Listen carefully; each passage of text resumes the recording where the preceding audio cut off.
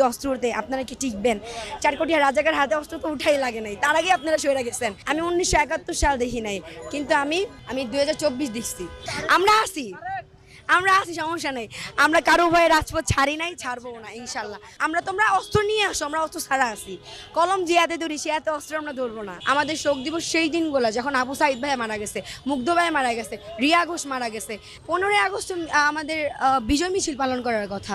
আমি যে নোটটা আপনাদের দিতেছি সেটা হচ্ছে ১৫ তারিখের কথা। কালকে যেহেতু ১৫ই আগস্ট, এটা ২০২৪ সালের আগে ২৩ সাল পর্যন্ত পালন করা হয়েছে যে ১৫ই আগস্ট আমাদের শোক দিবস। আমাদের বঙ্গবন্ধু শেখ মুজিবুর সেদিন মারা গেছিল, আমাদের জাতির পিতা যিনি। এখন আমি বলবো ১৫ই আগস্ট কোনোভাবেই শোক দিবস হইতে পারে না। শোক দিবসগুলো সেই দিনগুলো ছিল যে নিজের দেশে থাইকা নিজের দেশের মানুষগুলোর মারছে, সেই দিনগুলো যেদিন আমাদের ভাইরা আবু সাইদে বলেন, মুগ্ধ ভাইয়া বলেন, সেগুলো হচ্ছে আমাদের শোক দিবস হইতে পারে। ১৫ই আগস্ট আমাদের শোক দিবস। আর আছে সবচেয়ে বড় কথা হচ্ছে ১৫ই আগস্ট বিভিন্ন আমরা জানি যে আওয়ামী লীগের সব লোকেরা এখনও যায় নাই, বাংলাদেশে আছে, লীগের পোলাপেনও আছে, লুকায় আছে।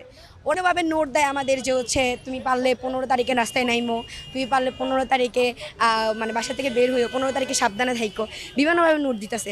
আমি তাদের উদ্দেশ্যে একটা কথাই বলবো, যদি তোমরা এই নিউজ দেখে থাকো, আমি এমন মেয়ে না যে আমি তোমাদের ভয়ে ঘরে লুকায় থাকবো এক কোনায়। ৪ কোটি রাজাকারের হাতে যদি অস্ত্র উঠতে আপনারা কি টিকবেন? ৪ কোটি রাজাকার হাতে অস্ত্র তো উঠাই লাগে নাই, তার আগে আপনারা সরে গেছেন। যদি উঠতো তাহলে অবস্থাটা কি হইতো একবার চিন্তা করবেন।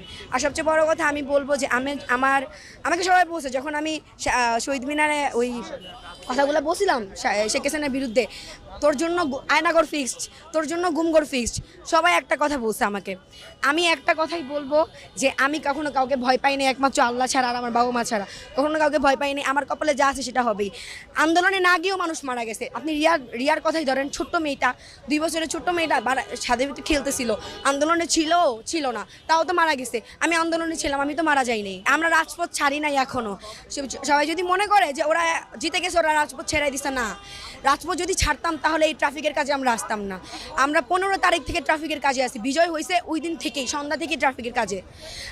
আজকে কয় তারিখ? আজকে ১৪ তারিখ, তাও ট্রাফিকের কাজ করতেই আসি। আমাদের অক্লান্ত পরিশ্রম, আমরা নিঃস্বার্থে এগুলো করতেছি। আমাদের সরকার ২ টাকা দিবে না। কালকে নাকি অনেক জায়গায় শোনা যাইতেছে যে অনেক কিছুই হবে।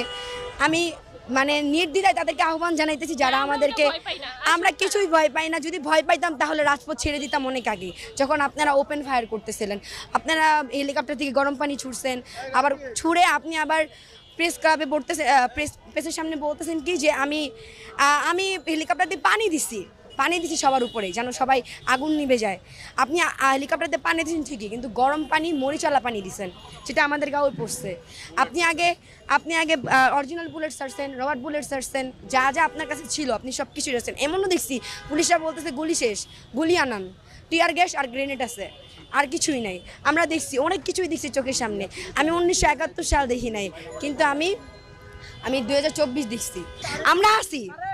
আমরা আছি, সমস্যা নেই। আমরা কারো ভয়ে রাজপথ ছাড়ি নাই, ছাড়বো না ইনশাল্লাহ। তোমাদের জন্য মিষ্টি পানি সবই রেডি করে রাখছি, তোমরা আসো। তোমরা অস্ত্র নিয়ে আসো, আমরা অস্ত্র ছাড়া আছি। কলম যে হাতে ধরি সে হাতে অস্ত্র আমরা ধরবো না। যতক্ষণ না আমাদের শেষ সীমা পর্যন্ত যাওয়া লাগে। তোমরা সীমানা পার করবে, আমরা সীমানা পার করবো, চিন্তা করো না। ১৫ই আগস্ট কোনোভাবেই শোক দিবস না আমাদের জন্য। এটা কোনো রাষ্ট্রীয় কোনো সরকারি বন্ধ ছিল ১৫ই আগস্ট, সেটাও হবে না।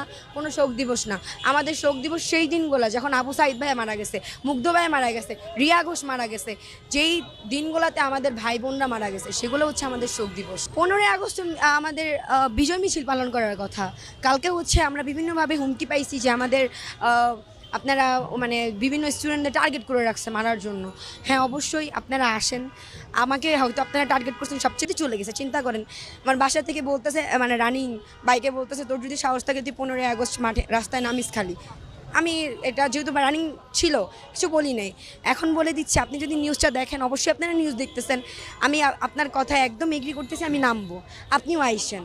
এই যে বিএনপিরা, আমি বলি, বিএনপিরা আমাদের যথেষ্ট হেল্প করছে, তার জন্য তাদেরকে আন্তরিকভাবে ধন্যবাদ। কিন্তু আপনারা একটা কথা মাথায় রাখবেন, যেখানে দুর্নীতি সেখানে আমরা ছাত্র আবার আসবো রাজপথে।